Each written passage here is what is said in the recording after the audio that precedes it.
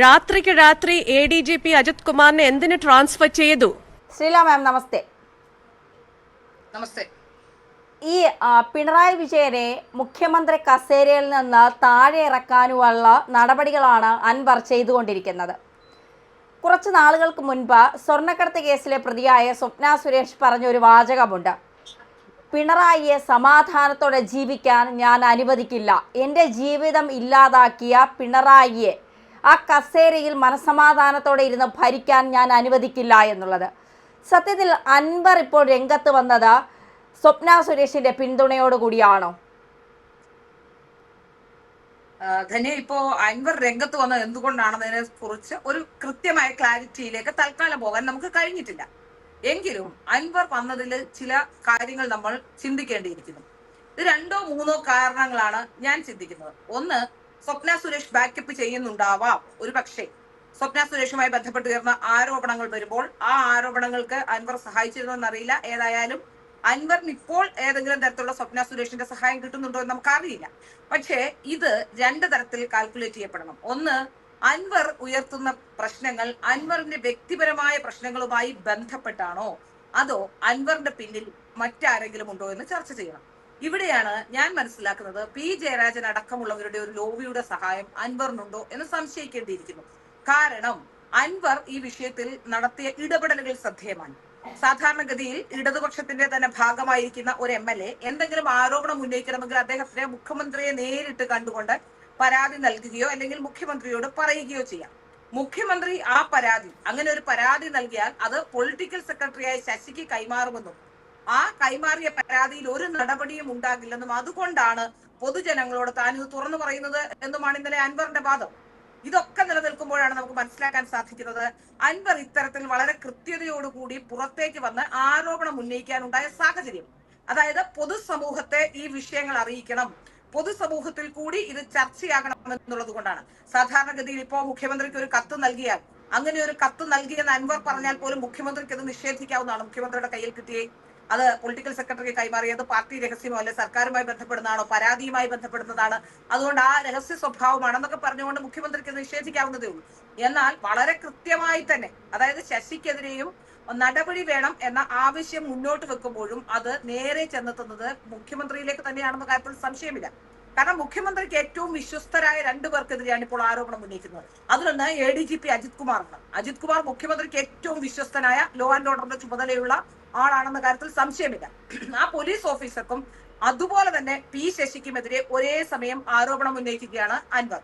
ഇന്നലെ തന്നെ നമുക്ക് മനസ്സിലാക്കാൻ സാധിച്ചത് MV ഗോവിന്ദൻ പറഞ്ഞത് അങ്ങനെ ഒരു പരാതി എഴുതി തന്നിട്ടില്ല എന്നാണ്. അപ്പോൾ തന്നെ പരാതി എഴുതി നൽകുമെന്നും പോലീസ് ഓഫീസർമാർക്കെതിരെ ഏതെങ്കിലും തരത്തിലുള്ള പരാതികൾ ഉണ്ടെങ്കിൽ അതിന് വാട്സപ്പിലൂടെ പ്രതികരിക്കാമെന്ന് പറഞ്ഞുകൊണ്ട് അൻവർ വാട്സപ്പ് നമ്പർ നൽകുകയും ചെയ്തു. ഇതിൽ നമ്മൾ എന്താണ് മനസ്സിലാക്കേണ്ടത്? ഒരു പോലീസിന്റെ സമാന്തര സംവിധാനമായി അൻവർ പ്രവർത്തിക്കുന്നുണ്ട് എന്ന സംശയം പോലും ഉണ്ടാകുന്നില്ല. അത്തരത്തിലേക്ക് അൻവറിന് പുറത്തേക്ക് വരാനുള്ള സാഹചര്യം ഉണ്ടായെങ്കിൽ അതിന്റെ പിന്നിൽ ശക്തമായ ഇടതുപക്ഷത്തിന്റെ ഒരു വിഭാഗമുണ്ട് എന്നാണ് ഞാൻ സംശയിക്കുന്നത്. അതിന് കാരണം വരുന്ന ഏതായാലും EP ജയരാജൻ പുറത്തായ ഒരു സാഹചര്യം മുമ്പിൽ നിൽക്കുന്നുണ്ട്. EP ജയരാജൻ പുറത്തായത് P ജയരാജനുമായിട്ടുള്ള അഭിപ്രായ വ്യത്യാസം നേരത്തെ ഉണ്ടായിരുന്നു.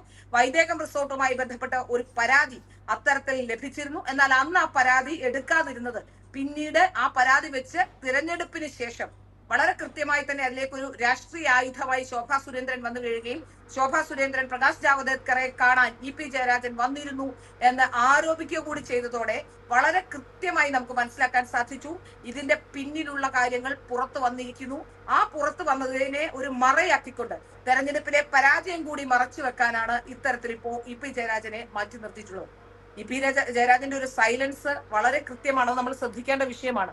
ഇതുവരെ ഈ വിഷയത്തിൽ പരസ്യമായ പ്രതികരണങ്ങൾ ഒന്നും തന്നെ EP-യുടെ ഭാഗത്തു നിന്നുണ്ടായിട്ടില്ല. പാർട്ടി സമ്മേളനങ്ങൾ നടന്നുകൊണ്ടും തുടരുന്ന സാഹചര്യമുണ്ട്. ഈ സാഹചര്യത്തിൽ പാർട്ടി സമ്മേളനങ്ങളൊക്കെ വരുമ്പോൾ തീർച്ചയായിട്ടും EP ജയരാജൻ എന്തെങ്കിലും മിണ്ടിയാൽ അതിനെ എങ്ങനെ പ്രതിരോധിക്കുമെന്ന് ഇവർക്കറിയില്ല. നമുക്കറിയാം ഇന്നലെ കണ്ണൂരിന്റെ ചന്താരകം എന്ന് പറഞ്ഞുകൊണ്ട് റെഡ് ആർമി എന്ന് പറഞ്ഞിട്ടുള്ള പേജിനെ സംബന്ധിച്ച് ആരോപണം വരുന്നു. നേരത്തെ P ജയരാജന്റെ പേരായിരുന്നു, P ജയരാജന്റെ പേജായിരുന്നു അതെന്നാണ് മനസ്സിലാക്കാൻ സാധിക്കുന്നത്. ആ പേജാണ് ഇപ്പൊ പേര് മാറ്റി വന്നിരിക്കുന്നത്. അപ്പൊ ഇതൊക്കെയായിട്ട് ബന്ധപ്പെട്ട് നോക്കുമ്പോൾ വളരെ കൃത്യമായ തരത്തിൽ P ശശിയെ ലക്ഷ്യം വെക്കുന്നുണ്ട് എന്ന് നമുക്ക് മനസ്സിലാക്കാനും സാധിക്കും. P ശശിയെ ലക്ഷ്യം വെക്കുന്നത് ഒരു പക്ഷേ P ശശി സെക്രട്ടറി ആവാനുള്ള സാധ്യതയുണ്ടോ എന്ന സംശയത്തിന്റെയും കൂടി പുറത്താണ്. അപ്പോൾ ഇത്തരത്തിലുള്ള ആരോപണങ്ങൾ ഉണ്ടാകുമ്പോൾ മുഖ്യമന്ത്രിയെ മാത്രമല്ല, മുഖ്യമന്ത്രി പി ശശി മുഖ്യമന്ത്രിയോട് ഏറ്റവും അടുപ്പമുള്ളവർ, മുഖ്യമന്ത്രിയോട് ഏറ്റവും അടുപ്പമുള്ള രണ്ടുപേരെ ആക്രമിക്കുക എന്ന് വെച്ചാൽ, മുഖ്യമന്ത്രി ഒരു പരാതി കൊടുത്താൽ അത് പൊളിറ്റിക്കൽ സെക്രട്ടറിക്ക് കൈമാറുമെന്ന് പറയുമ്പോൾ അതിൽ നമ്മൾ എന്താണ് മനസ്സിലാക്കേണ്ടത്? ഈ യുദ്ധങ്ങൾ പിണറായി വിജയനെതിരെയാണ്. പിണറായി വിജയനെ കൃത്യമായി ടാർഗറ്റ് ചെയ്തുകൊണ്ടാണ്. അതായത് പോലീസിംഗ് സംവിധാനം നിർവീര്യമാണെന്നും പോലീസിംഗ് സംവിധാനം ഒന്നുമല്ല എന്ന് വരുത്തി തീർക്കാനുമുള്ള ശ്രമങ്ങൾ നടക്കുന്നുണ്ട്. ഇന്നലെ നമുക്കറിയാം, റിപ്പോർട്ടർ ചാനലുമായി ബന്ധപ്പെട്ട റിപ്പോർട്ടർ ചാനൽ ഒരു വ്യാജ ആരോപണം വന്നിരുന്നു. ആ ആരോപണവും ഇതുമെല്ലാം കൂടി കൂട്ടി വായിക്കുമ്പോൾ നമുക്ക് മനസ്സിലാക്കാൻ സാധിക്കുന്നത് പോലീസ് സംവിധാനം ആകെ കൂടെ തകരാറിലായി എന്ന് പറയുമ്പോൾ ആഭ്യന്തരം കൈയാളുന്ന മുഖ്യമന്ത്രി, രണ്ട് വകുപ്പാണ്, ആഭ്യന്തരവും മുഖ്യമന്ത്രി രണ്ടും കൂടിയാവുമ്പോൾ നമുക്ക് മനസ്സിലാക്കി അത്ര ഗൗരവത്തോടെ കാണേണ്ട ഒരു വകുപ്പാണ് ആഭ്യന്തര വകുപ്പ്.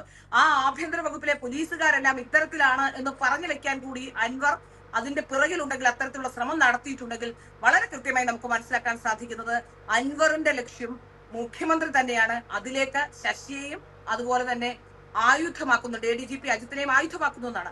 അവര് നല്ലവരാണെന്നുള്ള അഭിപ്രായം എനിക്കുമില്ല. പി ശശിയെ ഈ പാർട്ടി നമുക്കറിയാം, മറ്റുള്ള പി ജയരാജനെ സംബന്ധിച്ച് അത്തരത്തിലുള്ള ആരോപണങ്ങൾ ഉയരാത്ത നേതാവാണ്. അത്തരത്തിലുള്ള ആരോപണങ്ങൾ ഉയരാത്ത ശക്തരായ നേതാക്കന്മാരെ വെട്ടി ഒതുക്കിക്കൊണ്ട് ഇത്തരത്തിൽ ഇമേജ് ഉള്ള ഒരാളെ പൊളിറ്റിക്കൽ സെക്രട്ടറി ആക്കുകയും അയാൾ പറയുന്നതെല്ലാം വേദവാക്യമായി മുഖ്യമന്ത്രി എടുക്കുമ്പോൾ മുഖ്യമന്ത്രിക്കും എന്തോ മറയ്ക്കാനും ഒളിക്കാനും ഉണ്ട്, അല്ലെങ്കിൽ ഏതെങ്കിലും തരത്തിലുള്ള മറ്റിടപാടുകൾ നടത്തിയതിന്റെ വിവരങ്ങൾ ഇവർക്കൊക്കെ അറിയാം എന്നുള്ളത് നമുക്ക് മനസ്സിലാക്കാൻ സാധിക്കുന്ന കാര്യമാണ്. എങ്ങനെയാണ് അജിത് കുമാർ ADGP ആയതെന്നതിനെ സംബന്ധിച്ച് പോലും പലതരത്തിലുള്ള വാദഗതികൾ മുന്നോട്ട് വരുന്നുണ്ട്. അതും ലോ ആൻഡ് ഓർഡർ പോലുള്ള ഒരു വളരെ പ്രധാനപ്പെട്ട വകുപ്പ് കൊടുക്കുമ്പോൾ സ്വപ്ന സുരേഷിന്റെ ആരോപണങ്ങൾ അവിടെ നിൽക്കുന്നു. ഷാജ് കിരണിനെയും അതുപോലെ തന്നെ സരിത്തിനെ തട്ടിക്കൊണ്ടുപോയത് ഷാജ് കിരണിന്റെ ഏറ്റവും അടുത്ത സുഹൃത്താണ്. ഇതൊക്കെ നിൽക്കുമ്പോഴാണ് നമുക്ക് മനസ്സിലാക്കാൻ സാധിക്കുന്നത് ഇത് മുഖ്യമന്ത്രിയിലേക്ക് തന്നെയാണ് കാര്യങ്ങൾ നീങ്ങുന്നത്. പിണറായി വിജയനിലേക്ക് തന്നെ ഫോക്കസ് വെച്ചുകൊണ്ടാണ്. അതിൽ നേരിട്ട് പിണറായി വിജയനെ അറ്റാക്ക് ചെയ്യുന്നില്ല എന്ന് മാത്രമേ ഉള്ളൂ. പിണറായി എവിടെ വരെ പോകുമെന്ന് നോക്കിയിട്ടാകും അൻവറിന്റെ അടുത്ത നീക്കങ്ങൾ എന്നാണ് മനസ്സിലാക്കാൻ സാധിക്കുന്നത്. ഈ അൻവർ പരാതി ഉന്നയിച്ച് പോലീസിനെതിരെ വലിയ ആരോപണം ഉന്നയിച്ച് രംഗത്തെത്തിയപ്പോൾ തന്നെയാണ് അതിൻ്റെ പിറ്റേ ദിവസം സ്വപ്ന സുരേഷും ADGPക്കെതിരെ വലിയ ആരോപണം ഉന്നയിച്ചെത്തിയത്. കഴിഞ്ഞ ദിവസം റിപ്പോർട്ടർ ചാനൽ പോലീസിനെതിരെ അതിഗുരുതരമായ ആരോപണമാണ് ഉന്നയിച്ചിരിക്കുന്നത്. അത് വ്യാജമാണെന്ന് പറയുന്നുണ്ട്. ഒരു ചെയിൻ ശൃംഖല, ഇന്നലെ തന്നെ ശ്രീലാ മാഡം പറഞ്ഞതുപോലെ ഒരു ബലാത്സംഗ ചെയിൻ ശൃംഖലയാണ് പോലീസിൽ. അത് എല്ലാവരെയും ഞെട്ടിച്ച കാര്യമാണ്. ഈ പറയുന്ന ബെന്നി എന്ന് പറയുന്ന പോലീസ് ഉദ്യോഗസ്ഥൻ അമിത്ഷായിൽ നിന്ന് സ്വർണ്ണ മെഡലൊക്കെ കരസ്ഥമാക്കിയ ആളാണ്. മാത്രമല്ല മുട്ടിൽ മരമുറി കേസിൽ കൃത്യമായി കാര്യങ്ങൾ അന്വേഷിച്ച് റിപ്പോർട്ട് സമർപ്പിച്ച ഒരു പോലീസ് ഉദ്യോഗസ്ഥൻ കൂടിയാണ്. അപ്പോൾ ഇതൊക്കെ കൂട്ടി വായിക്കുമ്പോൾ ഈ പിണറായിയെ തകർക്കാനുള്ള ഒരു ഗൂഢാലോചന പാർട്ടിക്കുള്ളിൽ നിന്ന് നടത്തിക്കൊണ്ട് ചില ചാനലുകൾ കൂടി അതിന് ചുക്കാൻ പിടിക്കുകയാണോ? എനിക്ക് ആ കാര്യത്തിലൊരു വിയോജിപ്പുണ്ട്. കാരണം പിണറായി വിജയനെ തകർക്കാൻ അൻവർ ശ്രമം നടത്തുന്നുണ്ടെങ്കിലും റിപ്പോർട്ടർ ചാനൽ വഴിയല്ല ആ ശ്രമം നടത്തുന്നത് എന്നാണ് എനിക്ക് തോന്നുന്നത്. റിപ്പോർട്ടർ ചാനൽ ഇതിലേക്ക് വരാനുണ്ടായ സാഹചര്യം എനിക്ക് മനസ്സിലാക്കാൻ സാധിക്കുന്നത് പോലീസിംഗ് സംവിധാനത്തെ തകർക്കണമെന്ന ഉദ്ദേശത്തോടു കൂടി ഒരു പരാതിയുമായി ബന്ധപ്പെട്ട് ഒരുപക്ഷെ അൻവർ ഈ പരാതിയുടെ കാര്യം അറിഞ്ഞിട്ട് അൻവർ ഈ പരാതിയുമായി ബന്ധപ്പെട്ട് അന്വേഷണം നടത്തുമ്പോൾ അതിൽ ഈ ബെന്നി വന്നതുകൊണ്ട് റിപ്പോർട്ടർ ചാനൽ കൂടി തനിക്ക് അനുകൂലമായി നിൽക്കും എന്ന ബലത്തിലായിരിക്കാം ഒരുപക്ഷെ റിപ്പോർട്ടർ ചാനലിനെ സമീപിച്ചിട്ടുണ്ടാവുക. റിപ്പോർട്ടർ ചാനലിലാണെങ്കിൽ വ്യക്തിപരമായ വൈരാഗ്യമുണ്ട് താനും, കാരണം ബെന്നിയോട് വൈരാഗ്യമുണ്ട്. ഞാൻ ഒരു കാര്യം ചോദിക്കട്ടെ, ഇന്നലെ വൈകുന്നേരത്തെ ചാനൽ ചർച്ച, ഇന്നലെയാണ് ഞാൻ റിപ്പോർട്ടറിന്റെ ചർച്ച മുഴുവൻ കാണുന്നത്. സാധാരണഗതിയിൽ ഞാൻ റിപ്പോർട്ടറിന്റെ ചർച്ച കാണാനില്ലാത്ത ഒരാളാണ്. എവിടെയെങ്കിലും അല്ല എന്തെങ്കിലും വിവാദമാവുകയോ അങ്ങനെയൊക്കെ ചെയ്യുമ്പോൾ എന്തെങ്കിലും ഒരു ക്ലിപ്പ് കാണുകയല്ലാതെ ഞാൻ സാധാരണഗതിയിലെ മുഴുവൻ ചർച്ച കാണാറില്ല. അപ്പൊ ഈ ചർച്ച ഞാൻ ശ്രദ്ധിക്കുമ്പോൾ എനിക്ക് മനസ്സിലാക്കാൻ സാധിച്ചു ഇന്നലെ വലിയ ശോകത്തിലായിരുന്നു എല്ലാവരും. വളരെ ബുദ്ധിമുട്ടി എങ്ങനെങ്കിലും ഈ ഒരു വാർത്ത ശരിയാണെന്നോ അല്ലെങ്കിൽ ഞങ്ങളുടെ ഭാഗം ശരിയാണെന്നോ വാദിക്കാൻ വേണ്ടിയുള്ള ശ്രമം നടത്തുന്നത് കാണുന്നുണ്ട്. അതിൽ ഏറ്റവും പെരിയാടായിപ്പോയത് ഉണ്ണിച്ചേട്ടനാണ്. ഉണ്ണിച്ചേട്ടൻ വല്ലാതെ, അതായത് തരുൺ തേജ്വാൽ മുതലുള്ള കഥകൾ പറയുകയും അങ്ങനെ നിരവധി കഥകൾ, അതായത് നാഷണൽ പൊളിറ്റിക്സുമായിട്ട് ബന്ധപ്പെട്ടും നാഷണൽ ലെവലുകളൊക്കെ പറഞ്ഞുകൊണ്ട് വല്ലാതെ ബുദ്ധിമുട്ടി, ഒരു നാഷണൽ പെർസ്പെക്റ്റീവ് എന്നൊക്കെ പറഞ്ഞുകൊണ്ട് വലിയ രീതിയിൽ അതിനെ എതിർക്കാനുള്ള ശ്രമം നടത്തുന്നത് കണ്ടു. അതിനുശേഷം വന്ന സുജയ പാർവതി കൃത്യമായി അതിലേക്ക് ഫോക്കസ് കൊണ്ടെത്തിക്കുകയും ചെയ്തു. അതായത് ഒരു പരാതി കിട്ടുമ്പോൾ ബെന്നി, അതായത് CIയുടെ പരാതി കിട്ടുമ്പോൾ ബെന്നി എന്തുകൊണ്ട് FIR രജിസ്റ്റർ ചെയ്തില്ല എന്ന് പറഞ്ഞുകൊണ്ട് അപ്പൊ മുതലാളി സാഗൂതം നോക്കിയിരിക്കുന്നുണ്ട്. 2 ഇൻക്രിമെന്റ് കൂട്ടി കൊടുക്കുമായിരിക്കും. എനിക്ക് തോന്നുന്നു അതുകൊണ്ടായിരിക്കാം അത്തരത്തിൽ ന്യായീകരണം നടത്താനുള്ള ശ്രമം നടത്തുന്നുണ്ട്. ഞാൻ ചോദിക്കട്ടെ, കൃത്യമായ അന്വേഷണം വന്നാൽ മംഗളം ചാനൽ ചെയ്തു തന്നെയല്ലേ ഇവരും ചെയ്തത്? മംഗളം ഒരാളെ രംഗത്തിറക്കുന്നു, ഇതുപോലെ തന്നെ ഒരു ഉദ്യോഗസ്ഥനെ കരുവാക്കാനായി ഇത്തരത്തിലൊരു ശ്രമം നടത്തിയിട്ടുണ്ടെങ്കിൽ അത് മന്ത്രിയായിരുന്നു, ഇത് ഉദ്യോഗസ്ഥനായിരുന്നു. ആ ഉദ്യോഗസ്ഥരിൽ നിന്ന് വ്യത്യാസം മാത്രമേ ഉള്ളൂ. ഇതേ ശ്രമം തന്നെയാണ്, ഇതേപോലെ ഒരു ട്രാപ്പായിരുന്നു ഹണി ട്രാപ്പ് എന്ന് പറഞ്ഞുകൊണ്ട് അവർ കൊണ്ടുവന്നത്. അതേ ശ്രമം തന്നെയാണ് ഇവർ ഇപ്പോ നടത്തുന്നത്. അതായത് ഇപ്പൊ പറയുന്നത് എഫ്ഐആർ ഇട്ട് ഇത് കൊടുത്തില്ല എന്നുള്ളതാണ്. എഫ്ഐആർ ഇട്ട് കൊണ്ട് അന്വേഷണം നടത്തിയില്ല എന്നൊക്കെ പറഞ്ഞുകൊണ്ട് വലിയ രീതിയിലുള്ള ആരോപണങ്ങളൊക്കെ ഇന്നലെ ഉന്നയിക്കുന്ന കണ്ടു. ഞാനൊരു കാര്യം ചോദിക്കട്ടെ, ഈ പോലീസ് ഓഫീസർമാരുടെയൊക്കെ കൃത്യമായ പടം കൊടുത്തുകൊണ്ട് ഇന്നലെ വാർത്ത സംപ്രേഷണം ചെയ്തല്ലോ. ആഷിക മുന്റെ റിമ കല്ലിങ്കലിന്റെ ലഹരി വാർത്ത 3 ദിവസം തടഞ്ഞു വെച്ചില്ലേ? എന്തുകൊണ്ടാണ് അവരുടെ ചിത്രം വെച്ച് ഒരു പടം ഒരു വാർത്ത കൊടുക്കാഞ്ഞത്? അപ്പോ ഇതിൽ നമുക്ക് കൃത്യമായി മനസ്സിലാക്കാൻ സാധിക്കുന്നത് വളരെ കൃത്യമായ രീതിയിലുള്ള ഒരു കാര്യം ഇവിടെ നടന്നിരിക്കുന്നു എന്നുള്ളത് തന്നെയാണ്. ഉടൻ തന്നെ പോലീസ് ഓഫീസർമാർ വന്നു. പിന്നത്തെ അടുത്ത കുറ്റം പോലീസ് ഓഫീസർ യൂണിഫോമിൽ മറ്റുള്ളവരെ കണ്ടു എന്നൊക്കെയാണ്. അതിന് എന്തെങ്കിലും അനുവാദം വേണമെന്നൊക്കെയാണ്. ഏതായാലും ഇവർ നടത്തുന്ന ശ്രമങ്ങൾ, ആ ശ്രമങ്ങൾക്ക് ഈ സ്വപ്ന സുരേഷ് കൂടെ ഉണ്ടോ എന്ന് എനിക്ക് അറിയില്ല. സാധാരണഗതിയിൽ ആരോപണം വരുമ്പോൾ സ്വപ്ന പറഞ്ഞ കാര്യങ്ങൾ, ഇപ്പൊ നമ്മളും അങ്ങനെ തന്നെയാണല്ലോ. നമ്മൾ സമൂഹത്തിൽ പറഞ്ഞൊരു കാര്യം വർഷങ്ങൾക്ക് ശേഷം ശരിയാണ് എന്ന് വരുമ്പോൾ അങ്ങനെയാണ് സംഭവിച്ചതെന്ന് പറഞ്ഞു വെക്കുന്നതിൽ തെറ്റൊന്നുമുണ്ടെന്ന് എനിക്ക് തോന്നുന്നില്ല. അതുകൊണ്ട് സ്വപ്ന സുരേഷ് ഇനി ഒരു ഇടതുപക്ഷക്കാരനെ കൂട്ടുപിടിച്ച് കളിക്കുമെന്നുള്ളത് എനിക്ക് തോന്നുന്നില്ല. കാരണം ഇടതുപക്ഷത്തെ വിശ്വസിക്കാൻ കൊള്ളില്ല എന്ന് ഏറ്റവും ബോധ്യപ്പെട്ട ഒരാള് കേരളത്തിൽ സ്വപ്ന സുരേഷ് ആയിരിക്കാം. അവർക്ക് വേണ്ടി എല്ലാത്തിനും കൂട്ടുനിന്ന സ്വപ്ന സുരേഷിനെ അവസാനം സ്വപ്ന സുരേഷ് ജീവിതത്തിന്റെ ഭാഗമായിരുന്നു എന്ന് പറയുന്ന ശിവശങ്കർ പോലും തള്ളിക്കളഞ്ഞപ്പോ സ്വപ്ന സുരേഷിന് അത് ബോധ്യപ്പെട്ടിട്ടുണ്ടാവാം. അതുകൊണ്ട് ഈ വിഷയത്തിൽ സ്വപ്ന സുരേഷ് ഉണ്ടെന്നോ ഇത് സ്വപ്ന സുരേഷിന്റെ കളിയാണെന്നോ വ്യാഖ്യാനിക്കാൻ കഴിയില്ല. പക്ഷെ അവർ പറഞ്ഞ കാര്യങ്ങൾ ഈ സമൂഹത്തിലുണ്ട്, അവരത് ഉറപ്പിച്ച് പറയുന്നു എന്നുള്ളതാണ്. ആദ്യം മുതൽ തന്നെ സ്വപ്ന സുരേഷ് ADGPയുമായി ബന്ധപ്പെട്ട ആരോപണം ഉന്നയിച്ചിരുന്നു. അന്ന് വിജിലൻസിലായിരുന്നു, അന്ന് യാതൊരു തരത്തിലുള്ള കേസും ഉണ്ടായിരുന്നില്ല. എന്നിട്ടാണ് സരിത്തിനെ പിടിച്ചുകൊണ്ടുപോയത് മണിക്കൂറുകളോളം. അതിൽ നിന്ന് നമുക്ക് മനസ്സിലാക്കാൻ സാധിക്കുന്നത് സ്വപ്ന സുരേഷിന് ഈ അകത്തളങ്ങളിൽ ഉണ്ടായിരുന്ന അരവന രഹസ്യങ്ങളും എല്ലാം അറിയാമായിരുന്നു എന്നുള്ളത് തന്നെയാണ്. അത് കൊണ്ടാണ് കൃത്യമായി വിരൽ ചൂണ്ടാനും ആരാണ് ഇതിന്റെ പിന്നിലെന്ന് പറയാൻ സ്വപ്ന സുരേഷിന് കഴിഞ്ഞത്. അത് മനസ്സിലാക്കിയത് ഇപ്പോഴാവും അൻവർ, അല്ലെങ്കിൽ അൻവർ അതിനെക്കുറിച്ച് കൂടുതൽ അന്വേഷണം നടത്തിയിട്ടുണ്ടാവും. ഇവിടെ എന്താണ് പ്രശ്നം എന്ന് വെച്ചാൽ, ഇപ്പൊ പിണറായി വിജയനാണ് തൃശങ്കുവിൽ നിൽക്കുന്നത്. പിണറായി വിജയൻ ഇപ്പോ അൻവറിനെ തള്ളിക്കളഞ്ഞാൽ ഒരു പക്ഷേ വലിയ പ്രതിസന്ധി ഉണ്ടാകും, മുഖ്യമന്ത്രി സ്ഥാനം നഷ്ടപ്പെടും, എന്താണ് ചെയ്യുകയെന്ന് അറിയില്ല, എന്താണ് പ്രശ്നമെന്ന് അറിയില്ല. ഇനി അഥവാ ചിലപ്പോ ADGPയെയും ശശിയെയും തള്ളിക്കളഞ്ഞാൽ ചിലപ്പോൾ ജയിലിലേക്ക് പോലും പോകേണ്ട അവസ്ഥയെത്തും. അപ്പൊ ചെകുത്താനും കടലിലും പെട്ട് ഉഴലുന്നത് ഇപ്പൊ പിണറായിയാണ്. അതാണ് ഏറ്റവും വലിയ പ്രശ്നം. അതുകൊണ്ടാണ് വിഷയങ്ങളെ ഒന്ന് ലഘൂകരിക്കാനും ഒക്കെയുള്ള ശ്രമം നടത്തുന്നത്. അതുകൊണ്ട് തന്നെയാണ് പിണറായി കളത്തിലേക്ക് വരാതെ MV ഗോവിന്ദനെ വിട്ടുകൊണ്ട് പരാതി തന്നാൽ അന്വേഷിക്കും എന്ന തരത്തിൽ പറയുന്നത്. ഏതായാലും ഈ തെരഞ്ഞെടുപ്പ് ഇവരുടെ സംസ്ഥാന സമ്മേളനം കഴിയുന്നതോടുകൂടി നമുക്ക് അറിയാൻ കഴിയും. ഏതായാലും ഇവരുടെ സംസ്ഥാന സമിതിയാണോ സമ്മേളനമാണോ സമ്മേളനമല്ലേ? അല്ലേ? സമ്മേളനമല്ല. അതിലല്ലേ ആള് കുറവ് ഹാജരെന്നൊക്കെ പറഞ്ഞ് ഇന്നലെ പത്രത്തിലുണ്ടായിരുന്നു. നോക്കാം.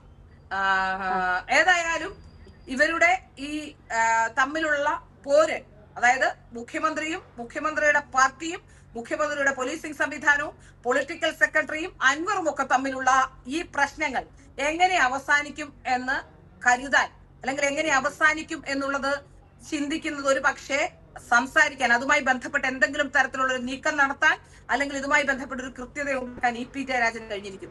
അത് EP ജയരാജൻ മിണ്ടാതിരിക്കുന്ന EP ജയരാജന്റെ മൗനം ഏറ്റവും വലിയ പ്രശ്നമാണ്. കാരണം കേന്ദ്ര കമ്മിറ്റി അംഗം എന്ന രീതിയിൽ അദ്ദേഹം കേന്ദ്ര നേതാക്കളുമായി സംസാരിക്കുന്നുണ്ട്. പണ്ടൊക്കെ കേന്ദ്ര നേതാക്കൾ എന്ന് പറയുമ്പോൾ നമുക്കറിയാലോ, ഇവരുടെ CPMന്റെ കേന്ദ്ര നേതാക്കൾക്ക് 2-3 നേതാക്കന്മാരുണ്ട്. അവർക്ക് ഒരു തരത്തിലുള്ള ഒരു കൺട്രോളും പിണറായിയോട് വെക്കാൻ കഴിയില്ല. കാരണം ആകെ ഭരണമുള്ള കനൽ ഒരു തരി മാത്രമുള്ള സംസ്ഥാനമാണിത്. അതുകൊണ്ട് തന്നെ ഇവിടെ മാത്രമാണ് ആകെ ഭരണമുള്ളത്. അതുകൊണ്ട് പിണറായി വിജയനെ ദൈവമായി കണ്ടുകൊണ്ട് മുമ്പോട്ട് പോകാനല്ലാതെ ദേശീയ നേതൃത്വത്തിനും ഒന്നും കഴിയില്ല. പക്ഷേ ഒരു വലിയ സാഹചര്യം പിണറായി വിജയനെതിരെ പാർട്ടിയിൽ ഉരുത്തിരിഞ്ഞു വന്നാൽ, ഈ തെരഞ്ഞെടുപ്പുമായി ബന്ധപ്പെട്ടും ഇത്തരത്തിലുള്ള ആരോപണങ്ങളും വലിയ രീതിയിലുള്ള പ്രശ്നങ്ങളും ഒക്കെ ഉരുത്തിരിഞ്ഞു വന്നാൽ, അൻവർ വളരെ ബോൾഡായി സ്ട്രോങ് ആയി അവിടെ നിൽക്കേണ്ടി വന്നാൽ പിണറായി വിജയൻ അത് ബുദ്ധിമുട്ടാകും. ഒരുപക്ഷെ നമ്മൾ വിചാരിക്കുന്നതിനും അപ്പുറം പിണറായി വിജയന് ഒരുപക്ഷെ ഈ പാർട്ടിയിൽ നിന്ന് ഇറങ്ങിപ്പോകേണ്ടി വരും. മാത്രമല്ല, പിണറായി വിജയന്റെ ഈ അപ്രമാദിത്യം സർക്കാരിൽ നിന്ന് ഇറങ്ങിപ്പോകേണ്ടി വരും. പിണറായി വിജയന്റെ ഈ അപ്രമാദിത്യം ചോദ്യം ചെയ്യാൻ കൂടുതൽ നേതാക്കളും എത്തിയേക്കാം. ഇതൊരു വളരെ കൃത്യമായ സന്ദേശമാണ് അൻവർ നൽകുന്നത്. എനിക്ക് ചോദ്യം ചെയ്യാൻ കഴിയുമെങ്കിൽ അത് മറ്റാർക്കും ചോദ്യം ചെയ്യാൻ കഴിയും, മറ്റ് നേതാക്കന്മാർക്കൊക്കെ ചോദ്യം ചെയ്യാൻ കഴിയുമെന്ന സന്ദേശം കൂടി ഇപ്പോ അൻവർ മുമ്പോട്ട് വെക്കുന്നുണ്ട് എന്നാണ് എനിക്ക് തോന്നുന്നത്. കൃത്യമായും കാര്യങ്ങൾ വ്യക്തമാണ്. എന്തായാലും അൻവർ എന്തോ ലക്ഷ്യം വെച്ചിട്ടുണ്ട്. ആ ലക്ഷ്യത്തിലേക്ക് എത്താനുള്ള ഓട്ടത്തിലാണ് അൻവർ. അത് പിണറായിയുടെ കസേര തെറിപ്പിക്കുമോ എന്നുള്ളത് കാത്തിരുന്ന് തന്നെ കാണേണ്ടതാണ്. വളരെ നന്ദി മാം.